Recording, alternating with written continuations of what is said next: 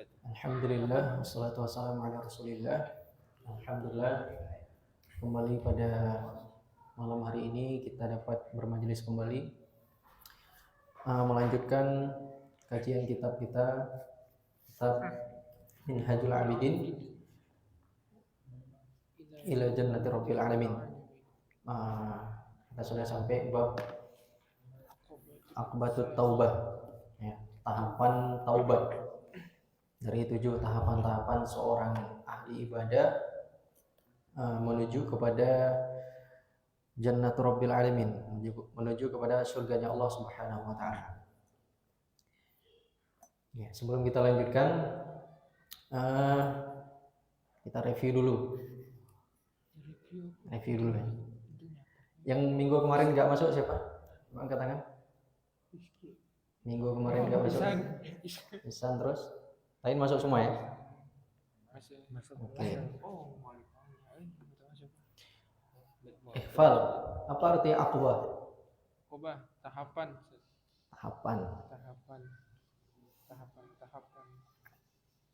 Oke. Putra.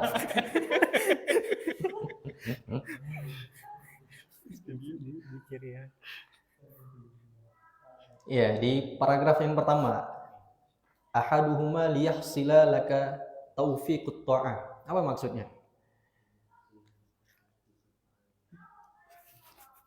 Apa maksudnya ini?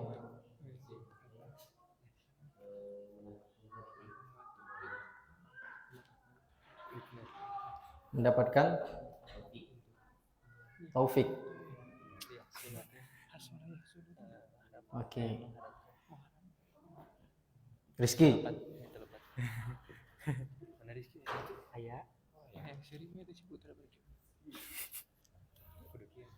Ya, kemarin itu ada sebuah hadis di paragraf yang kedua. Di penggalan terakhir, idza kadabal abdu tanahhal al malakani annatni ma yakhruju min fihi. Apa itu maksud hadisnya?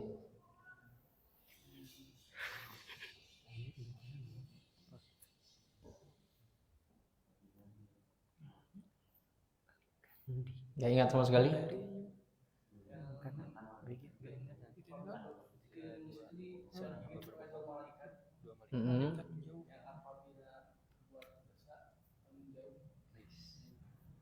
Iya, jadi ketika seseorang itu berbuat satu dosa, kalau dalam hadis ini dicontohkan ketika seorang itu berbohong, ya maka malaikat yang senantiasa mengiringinya itu akan menjauh, ya, akibat dari bau yang dikeluarkan dari mulutnya akibat berbohong. Jadi secara alam gaib, ketika seseorang berdosa itu mengeluarkan bau. Jadi ketika matanya berbuat dosa, jadi matanya itu akan mengeluarkan bau tidak sedap. Ketika tangannya melakukan dosa, maka tangannya ini akan mengeluarkan bau tidak sedap. Ya, itu dan itu akan menjauhkan malaikat yang mengiringinya. Jadi malaikat itu salah satu tugasnya mendoakan rahmat, mendoakan maghfirah, mendoakan dijauhkan dari musibah. Nah, ketika seorang hamba jauh dari malaikat, jauh dari doa-doa malaikat, maka dia sangat rentan akan mendapatkan musibah yang bisa datang tiba-tiba. Gitu ya. Oke, kita lanjutkan di paragraf yang ketiga. Coba ada siapa yang baca? Oke, silakan. Qala musannif rahimahullah fala jarama la yakadu yajidul musirru ala al-isyani tawfiqan wala takhifu adkanuhu li ibadatillahi ta'ala wa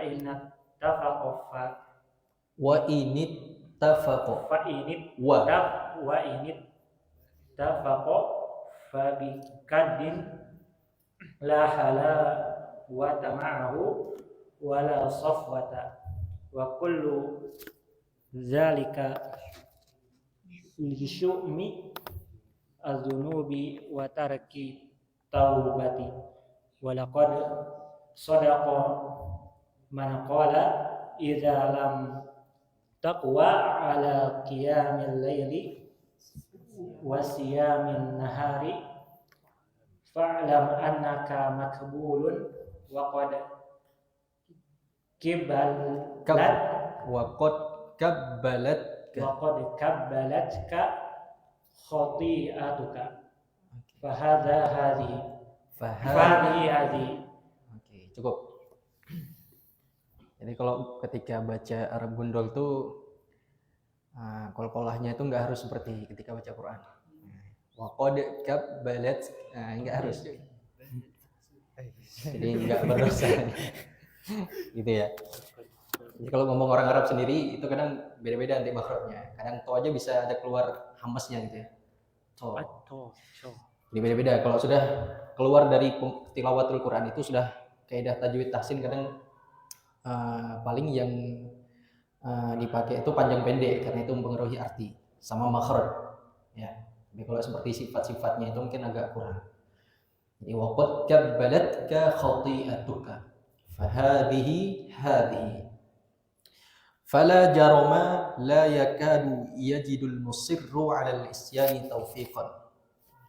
Jadi kemarin kita sudah belajar bahwa ilmu yang bermanfaat itu akan mendorong seseorang untuk insaf diri. Insaf itu apa? Sadar diri. Sadar diri apa? Sadar diri bahwa dia itu banyak kekurangan, banyak dosa, banyak aib. Sehingga ketika seseorang sudah bertolabul ilmi, sudah berilmu, salah satu kesibukannya apa? Kesibukannya adalah muhasabah diri, berbenah diri. Bukan asik ngurusin aib orang lain, bukan, tapi ngurusin aib sendiri. Ini kesibukan ketika seseorang sudah berilmu. Nah, ketika dia sudah tahu aib sendiri, sibuk dengan aib sendiri, maka yang dia lakukan apa kemudian? Taubat. Nah, ini ya tahapan-tahapannya. Makanya tahapan pertama, Imam Al-Ghazali menyebutkan tahapan pertama seorang ahli ibadah itu adalah ilmu. Setelah dia berilmu, dia kemudian tahu akan kekurangan dirinya, tahu dia banyak aib, dia kemudian bertaubat. Ya, bertaubat. Nah, supaya apa? Karena taubat ini nanti akan mengundang dua. Yang pertama disebutkan di paragraf pertama ini, liyahsila laka taufiqut ta'ah. Supaya kita mendapatkan taufik ketaatan, hidayah ketaatan. Ada orang tahu tapi belum tentu mau. Ada orang mau tapi belum tentu bisa. Gitu ya. Ada orang dia sudah tahu, ya, sudah mau, sudah bisa tapi belum bisa menerima tentang kebenaran. Gitu ya. Nah, taufik, hidayah taufik ini ketika seseorang sudah tahu itu benar dan dia menerima kebenaran itu dan dia mengamalkannya.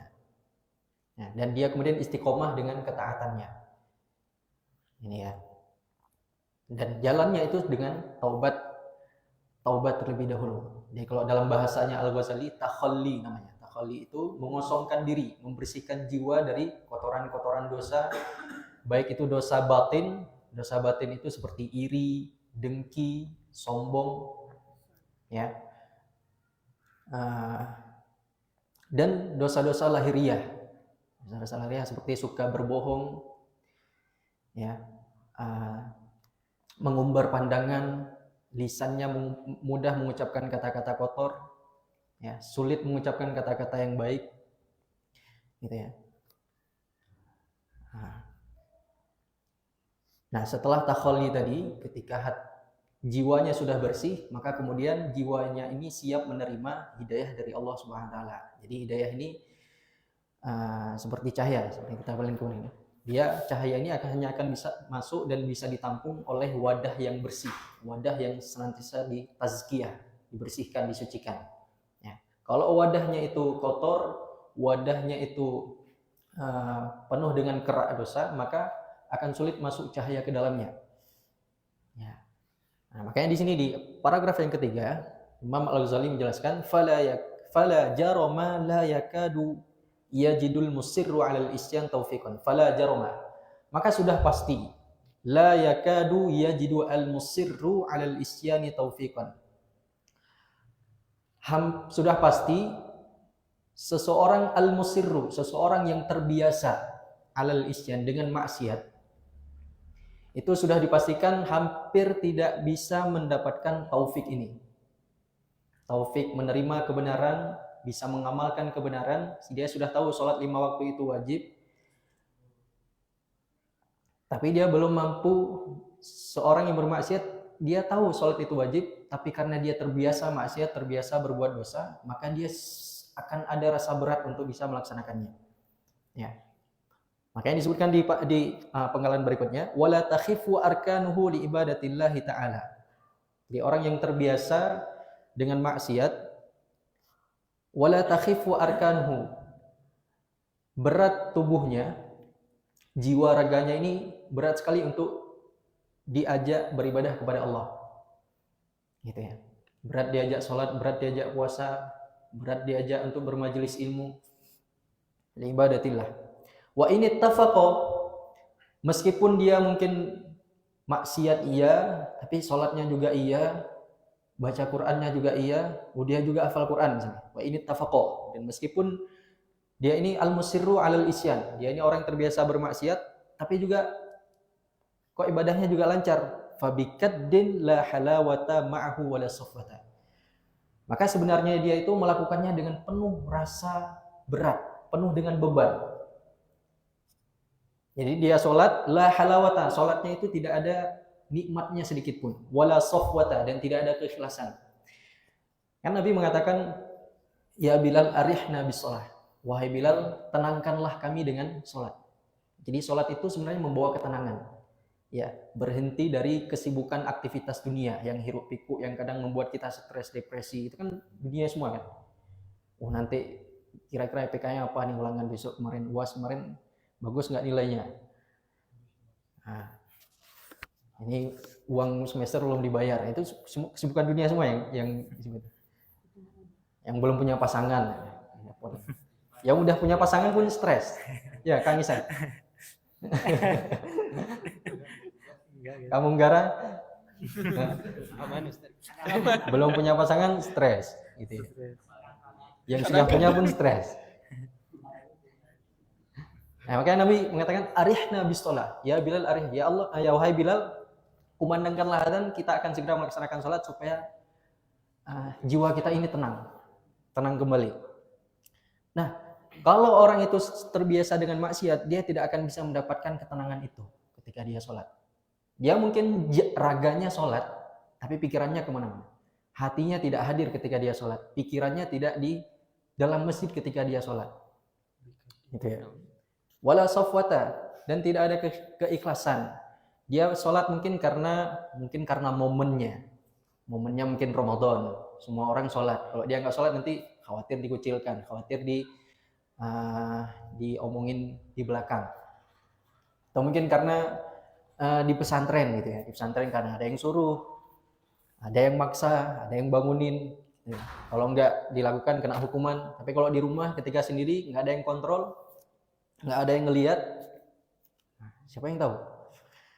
Wa kullu dzalika li syu'mid dunubi wa tarkit taubah, dan itu semuanya orang-orang yang berat ketika melakukan sholat, tidak mendapatkan kenikmatan, tidak bisa menjaga keikhlasannya, itu akibat buruk dari li syu'mi. Syu'mi itu syu'mun, akibat buruk. Li syu'mid dunub, akibat buruk dari dosa. Wa tarkit taubah. Jadi kalau kira-kira ketika kita bangun tahajud kok terasa berat, ya, sekedar sholat 2 rakaat dan 1 rakaat witir kok terasa berat, ini segera menjadi renungan bagi kita. Segera evaluasi, segera muhasabah diri. Siapa tahu ada dosa yang kita lakukan yang tidak kita sengaja, atau kita sengaja tapi kemudian kita lupakan. Nah, ini coba kita muhasabah, itu kan mengingat-ingat kembali apa yang sudah kita lakukan. Nah, disebutkan di penggalan berikutnya, walaqad saddaqa man qala, maka sungguh benar ada orang yang mengatakan, idza lam taqwa ala qiyamil lail wa siyamin nahar fa'lam annaka maqbul. Jika ada seseorang yang tidak mampu bangun malam hari, ya, lam taqwa, tidak mampu, ala qiyamil lail, bangun di malam hari untuk sholat tahajud, Wasiyamin nahar, dan kemudian melaksanakan puasa di siang harinya. Ini hari ini ada puasa Ayyamul Bid. Ya, siapa yang puasa tadi? Enggak usah angkat tangan. Ayyamul Bid puasa dari 13, 14, 15 ya, di setiap bulan Hijriah. Atau kalau bahasa Indonesia puasa putih. Ya. Nah, jadi kalau ada orang yang tidak mampu bangun di malam hari, juga tidak mampu puasa di siang hari, padahal tubuhnya sehat, tidak ada kesibukan yang menghalanginya untuk bangun di malam hari, tidak ada aktivitasnya yang menghalanginya untuk berpuasa di siang hari, fa'lam annaka maqbulun, maka ketahuilah dia telah terbelenggu. Maqbulun ini terbelenggu. Dia itu terbelenggu, terpenjara, terikat jiwa raganya, waqad kabbalatka khati'atuka, dan yang membelenggunya itu adalah dosa-dosanya, kesalahan-kesalahannya. Fahadhihi hadi, inilah kondisi orang yang tidak mampu beribadah padahal tahu ibadah itu ada banyak sekali keutamaannya. Padahal ibadah itu juga menjadi kebutuhan, sebagaimana dia makan dan minum. Ya. Sebagaimana orang makan dan minum, kalau sehari nggak makan, sehari semalam nggak makan, nggak minum, itu tubuh akan terasa lemas. Ya. Nah, kalau orang sehari semalam meninggalkan sholat 5 waktu, sama sekali tidak sholat, itu jiwanya akan lemah. Dia mudah sekali terpengaruh dengan tipu daya setan.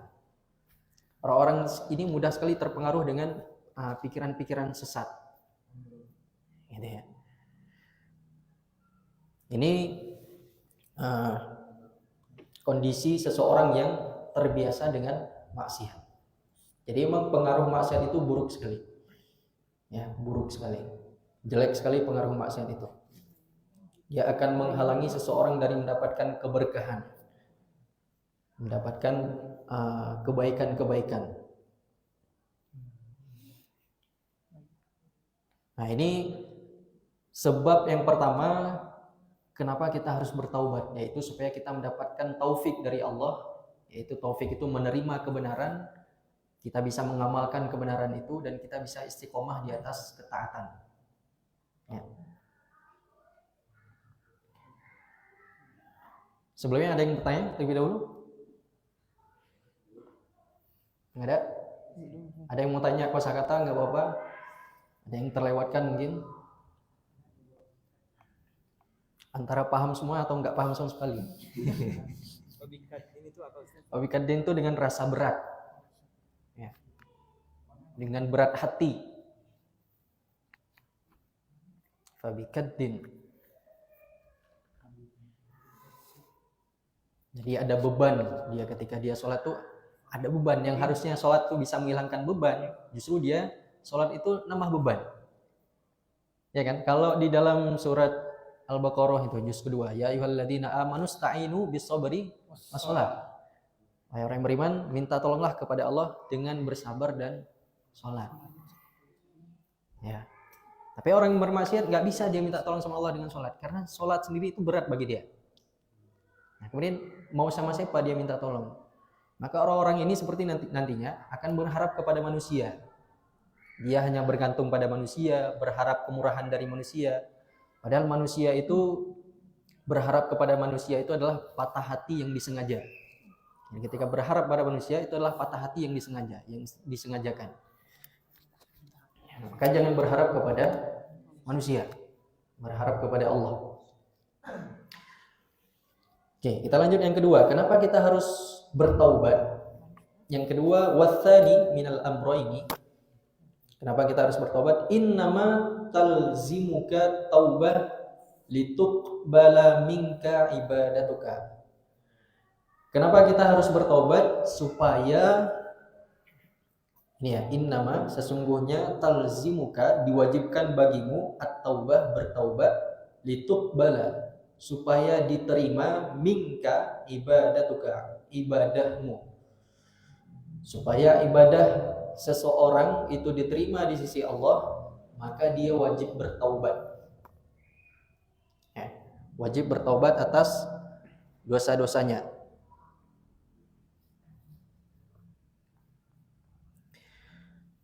Fa inna rabbad dain la yaqbalul hadiyah.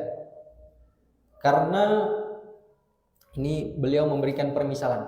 Fa inna rabbad dain la yaqbalul hadiyah. Karena orang yang memberikan piutang, ya, la yaqbalul hadiyah, dia tidak akan mau menerima hadiah dari orang yang dia berikan hutang. Kenapa dia tidak mau menerima hadiah? Karena hutangnya terlebih dahulu belum dilunasi. Kenapa dia harus sudah memberi hadiah? Harusnya yang wajib itu adalah melunasi hutang terlebih dahulu, baru dia bisa memberikan hadiah. Ya. Wadzalika anna taubah. Di sini ada penjelasan berikutnya. Wadzalika anna taubah. Nah, maksudnya adalah karena taubat dari maksiat itu, anna taubah anil ma'asi, taubat dari maksiat itu adalah wa irda'al khusumi, dan irdoa ini meminta keridhaan al-khusum kepada orang yang ada permusuhan dengan kita atau ada orang yang kita zalimi. Ya, wa irda'al khusumi fardun laziman. Kita itu berbuat dosa pada ada tiga hal. Kita berbuat dosa satu sama Allah. Kita mohon ampun kepada Allah. Kita bisa berbuat dosa kepada sesama, kepada orang lain. Kita menzalimi orang lain, itu kita berbuat dosa kepada orang lain. Yang ketiga, kita berbuat dosa kepada diri kita sendiri. Ya. Ketika kita berbuat dosa kepada diri kita sendiri, itu caranya kita mohon ampun kepada Allah Subhanahu wa taala. Sama dengan ketika kita berbuat dosa kepada Allah Subhanahu wa taala. Namun ketika kita berbuat dosa kepada orang lain, kita menzolimi orang lain, maka kita harus minta kerelaannya, keridhoannya. Ketika kita mungkin mengambil barang orang lain, ya, menggosoknya atau mengambil secara tidak yang hak, maka ini harus kita selesaikan secara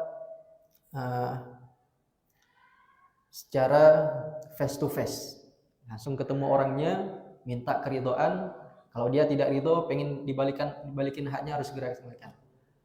Nah, seperti ghibah itu kan itu terkait dengan kehormatan orang lain, ya kan? Ketika seorang menggibah, dia telah menjatuhkan kehormatan saudaranya. Nah, dia harus minta keridhaan kepada saudaranya yang dia gibahin itu, yang dia gosipin. Jangan nunjuk orang lain. Gitu ya. Atau kalau orang itu tidak ada lagi, Ustaz, saya dulu pernah mencuri mangga misalkan, tapi orangnya nggak tahu lagi. Atau mungkin dulu pas SMP pernah minjam uang tapi lupa kembalikan. Itu gimana caranya? Nah, susah kan? Repot memang kalau berbuat dosa sama manusia. Maka hati-hati ketika berbuat dosa sama manusia. Maka para ulama menjelaskan, kalau dengan terkait ghibah, kita bisa melakukan sebaliknya. Kalau kita membicarakan tentang hal buruk tentang saudara kita, maka kita ganti dengan mengomongkan hal-hal baik tentangnya. Atau bisa diganti dengan mendoakan kebaikan terhadap orang yang kita gibahi. Kita pernah gibah orang ini, maka cara taubatnya minta keridhaan dari dia langsung, atau kita doakan kebaikan untuknya. Gitu ya. Kita doakan kebaikan untuknya. Ini gibah semua ini. Sering itu. Ya, langsung ngawal kan. Langsung tahu. Nanti diulangi ya. Gitu ya.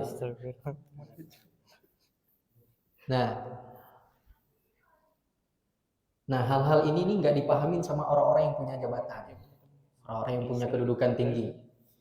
Ya. Makanya kekuasaan itu bisa menjadi fitnah.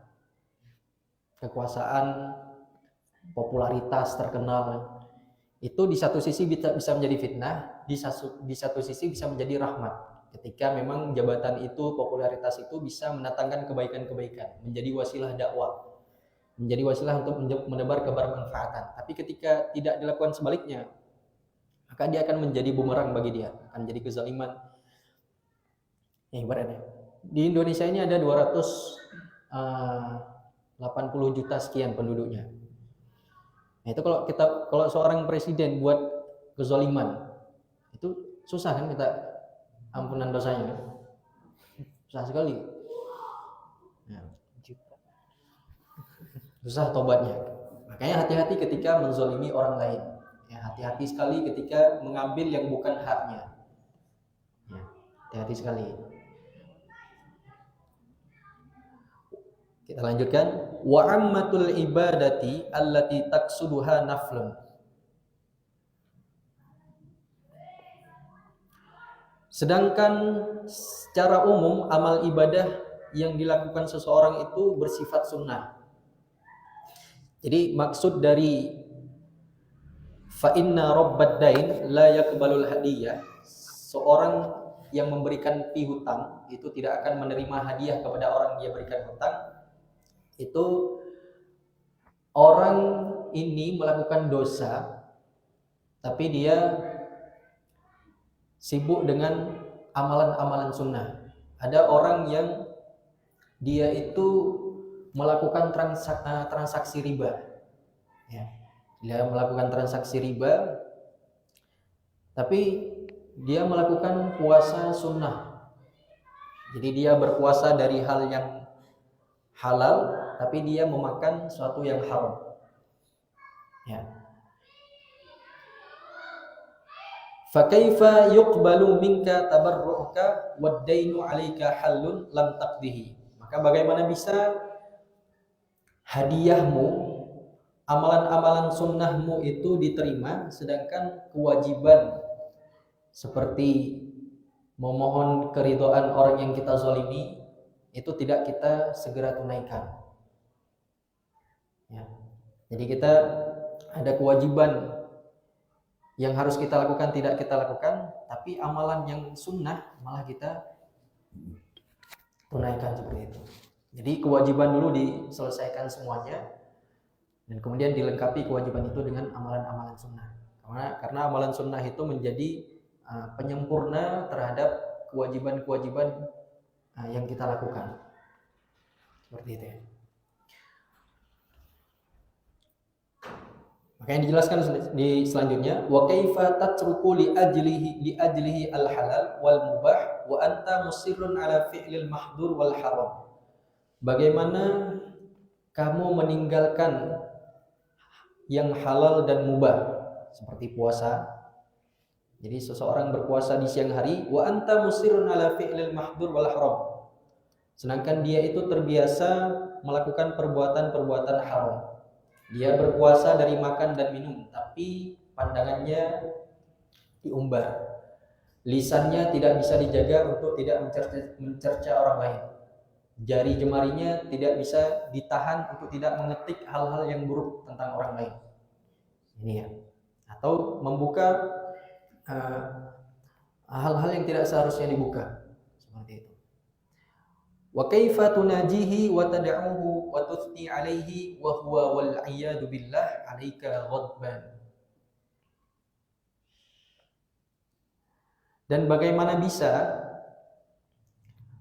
amalan-amalan sunnah itu dalam bentuk kita bermunajat kepada Allah, kita berdoa kepada Allah, kita memuji Allah wa tuthni alaihi, sedangkan Allah itu marah kepada kita. Ya, jadi kita memuji Dia, kita berdoa kepada Allah, sedangkan kita terbiasa melakukan maksiat. Bagaimana Allah akan menjawab semua doa-doa kita atau menerima pujian-pujian dari kita?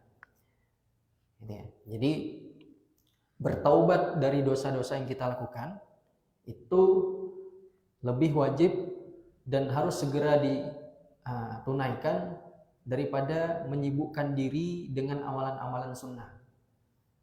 Ya, daripada menyibukkan diri dengan amalan-amalan sunnah.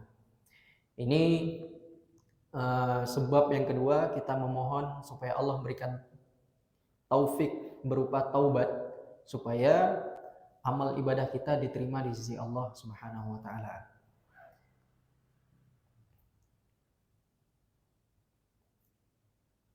Oke. Lanjut dibaca.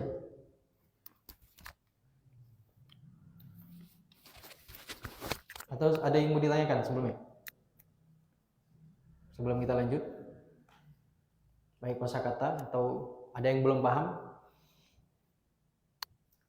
Tanyakan, jangan malu-malu. Gimana? Wal a'yadu billah. Dan kita berlindung kepada Allah. Wal a'yadu billah. Itu bahasa lain dari ta'awud. Ya, ta'awud itu mohon perlindungan. Wal a'yadu billah. Kita mohon perlindungan kepada Allah dari melakukan hal-hal ataupun perbuatan-perbuatan yang dapat mengundang kemarahan ataupun murkanya Allah Subhanahu wa taala. Ghadban itu murka. Ya, murka, kemarahan Allah. Ghadban. Ya.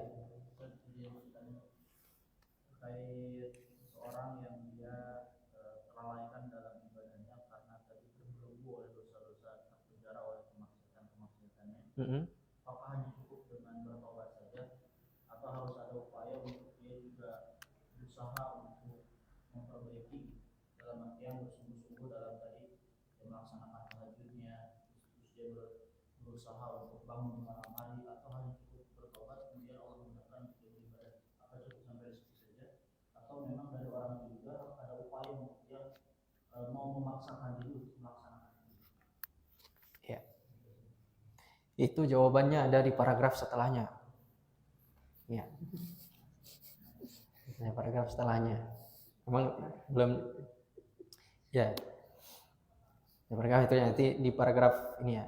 Jadi tentang apa sebenarnya definisi taubat. Kan dari tadi kita jelasin taubat apa sebenarnya arti taubat. Belum jelaskan ya? Nah, Imam Al-Ghazali itu jelaskan dulu sebelum kita tahu tentang apa itu taubat, kenapa kita harus bertaubat dulu. Jadi Imam Al-Ghazali itu pintar.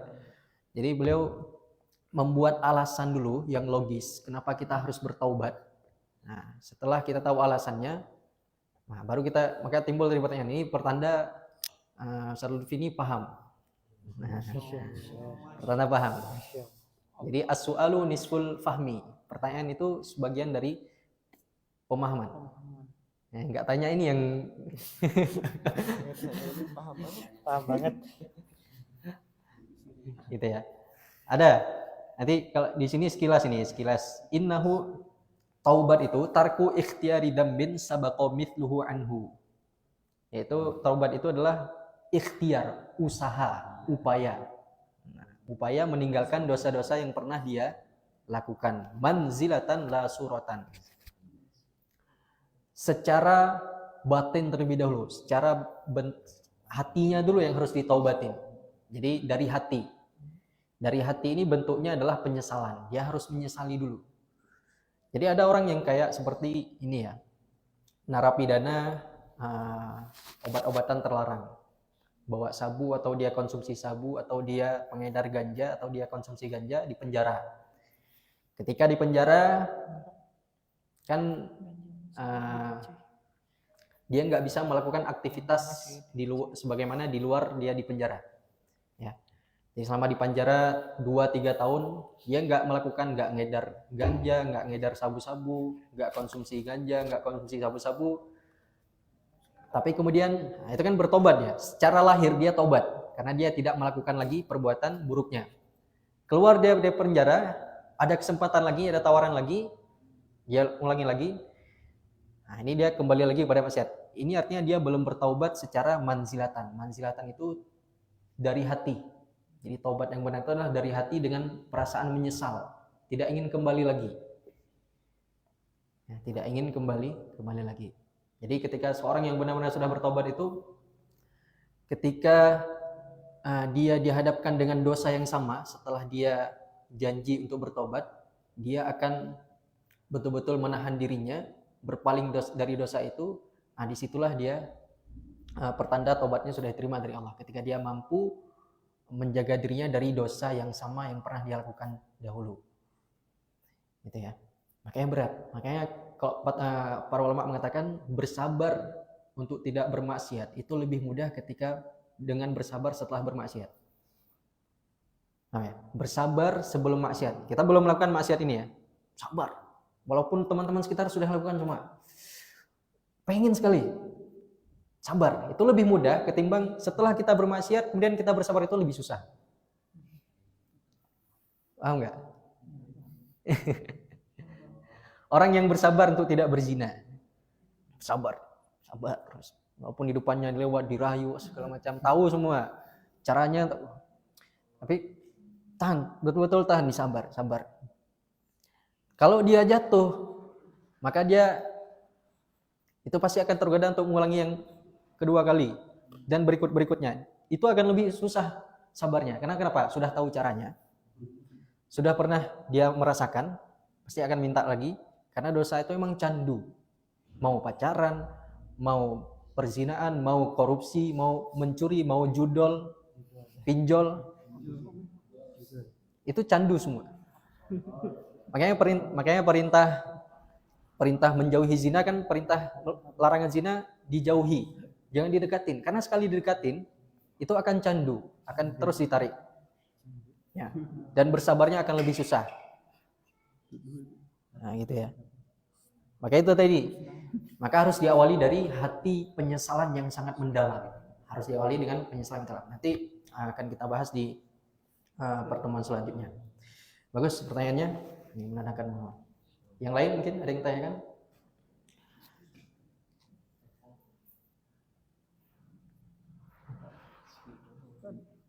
Ya, Evan. Terkait taubat ini, kan tadi Ustaz sudah katakan bahwa ketika seseorang melakukan dosa kemudian dia berhenti untuk tidak mengulanginya lagi dan dia mampu untuk bertahan, itu ciri taubatnya sudah diterima oleh Allah. Nah, kalau misalkan ada seseorang yang melakukan maksiat terus dia mencoba tahan tapi tergelincir, terus dia bertobat lagi, terus dihadapkan lagi dengan dosa itu, kemaksiatan itu, tergelincir lagi, dia sudah berusaha semaksimal mungkin tapi tetap tergelincir, apakah itu ada peluang untuk diterima taubatnya? Ya.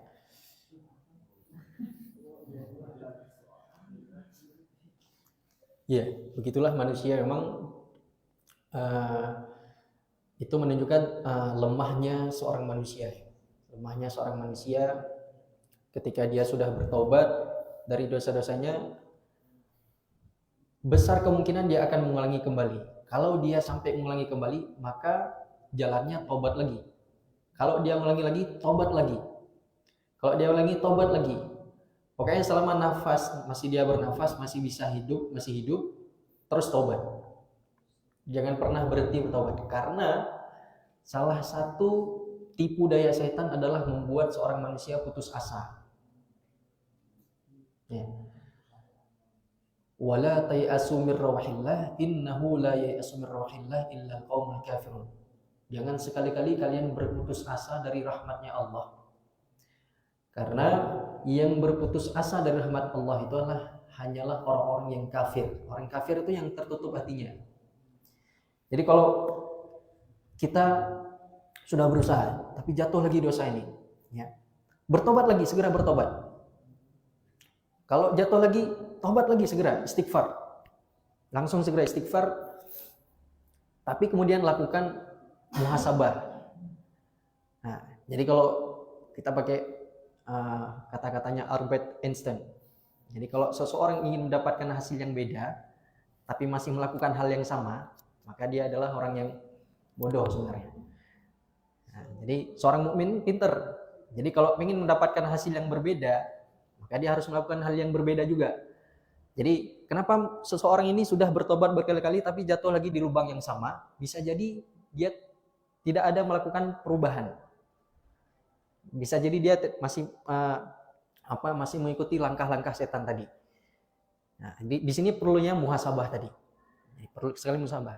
Ada yang salah sepertinya. Di mana yang salah? Coba kita merenungkan. Nah, ketika kita sudah tahu salahnya di situ, lakukan perubahan.